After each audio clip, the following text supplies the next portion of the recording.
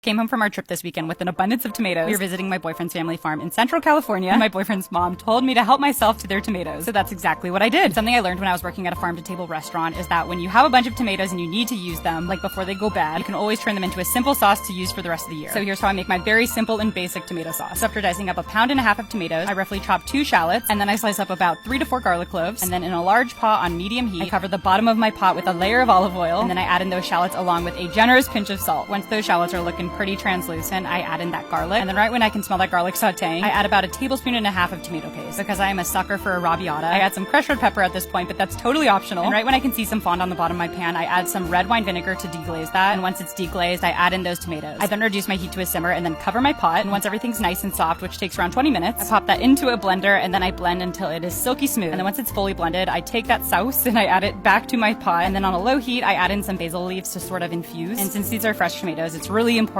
that you taste to make sure that you season it correctly. So if it sort of tastes bland, add salt. Anyway, once you get it to your desired taste, use it however you wish. I'll be over here using this on my spaghetti for the rest of the year.